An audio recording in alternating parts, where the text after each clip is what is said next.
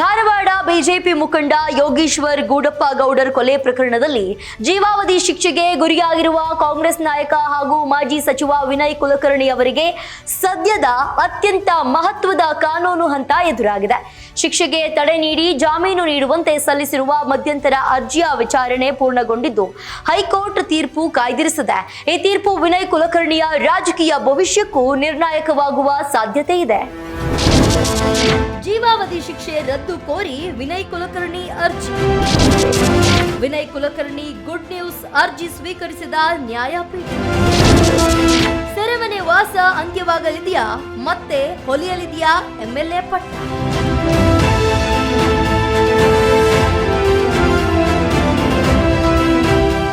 2016ರಲ್ಲಿ ನಡೆದಿದ್ದ ಬಿಜೆಪಿ ಮುಖಂಡ ಯೋಗೇಶ್ ಗೂಡಪ್ಪ ಗೌಡರ್ ಹತ್ಯೆ ಪ್ರಕರಣ ರಾಜ್ಯ ರಾಜಕೀಯದಲ್ಲಿ ದೊಡ್ಡ ಸಂಚಲನ ಮೂಡಿಸಿತ್ತು. ತನಿಖೆಯ ಬಳಿಕ ಸಿಬಿಐಗೆ ವಹಿಸಲಾಗಿತ್ತು.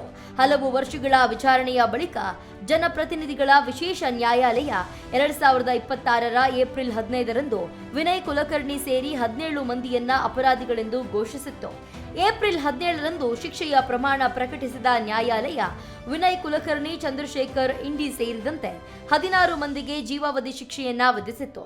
ಬಳಿಕ ವಿನಯ್ ಕುಲಕರ್ಣಿ ಅವರನ್ನ ಬಂಧಿಸಿ ಕಾರಾಗೃಹಕ್ಕೆ ಕಳಿಸಲಾಗಿತ್ತು. ಈ ತೀರ್ಪನ್ನ ಪ್ರಶ್ನಿಸಿ ಹೈಕೋರ್ಟ್ನಲ್ಲಿ ಕ್ರಿಮಿನಲ್ ಮೇಲ್ಮನವಿ ಸಲ್ಲಿಸಿರುವ ವಿನಯ್ ಕುಲಕರ್ಣಿ ಮೇಲ್ಮನವಿ ಇತ್ಯರ್ಥವಾಗುವವರೆಗೆ ಶಿಕ್ಷೆಯನ್ನ ಅಮಾನತಿನಲ್ಲಿಟ್ಟು ಜಾಮೀನು ನೀಡುವಂತೆ ಮಧ್ಯಂತರ ಅರ್ಜಿಯನ್ನ ಸಲ್ಲಿಸಿದ್ದಾರೆ.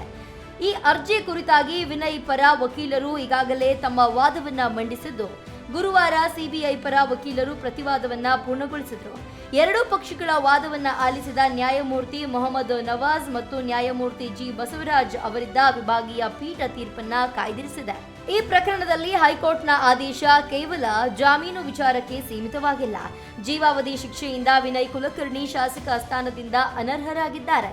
ಒಂದು ವೇಳೆ ಹೈಕೋರ್ಟ್ ಶಿಕ್ಷೆಗೆ ತಡೆ ನೀಡಿದ್ರೆ ಅವರ ಶಾಸಕ ಸ್ಥಾನ ಮರುಸ್ಥಾಪನೆಯಾಗುವ ಸಾಧ್ಯತೆ ಇದೆ. ತಡೆ ಸಿಗದಿದ್ರೆ ಅನರ್ಹತೆ ಮುಂದುವರಿಯಲಿದ್ದು ಕ್ಷೇತ್ರದ ರಾಜಕೀಯದ ಮೇಲೂ ಪರಿಣಾಮ ಬೀರುವ ಸಾಧ್ಯತೆ ಇದೆ. ಯೋಗೇಶ್ ಗೌಡ ಕೊಲೆ ಪ್ರಕರಣದಲ್ಲಿ ಹೈಕೋರ್ಟ್ ನೀಡಲಿರುವ ಮಧ್ಯಂತರ ಆದೇಶ ಇದೀಗ ರಾಜ್ಯ ರಾಜಕೀಯದ ಗಮನ ಸೆಳೆದಿದೆ. ವಿನಯ್ ಕುಲಕರ್ಣಿಗೆ ಜಾಮೀನು ಸಿಗುತ್ತದೆಯೇ, ಶಿಕ್ಷೆಗೆ ತಡೆ ಸಿಗುತ್ತದೆಯೇ ಅಥವಾ ವಿಶೇಷ ನ್ಯಾಯಾಲಯದ ಆದೇಶವೇ ಮುಂದುವರಿಯುತ್ತದೆಯೇ ಎಂಬುದರ ಮೇಲೆ ಅವರ ರಾಜಕೀಯ ಭವಿಷ್ಯವು ಅವಲಂಬಿತವಾಗಿದೆ. ಹೈಕೋರ್ಟ್ನ ತೀರ್ಪಿಗಾಗಿ ಎಲ್ಲರ ಚಿತ್ತ ನೆಟ್ಟಿದೆ. Renuka K, political bureau, speed news Kannada, Bengaluru.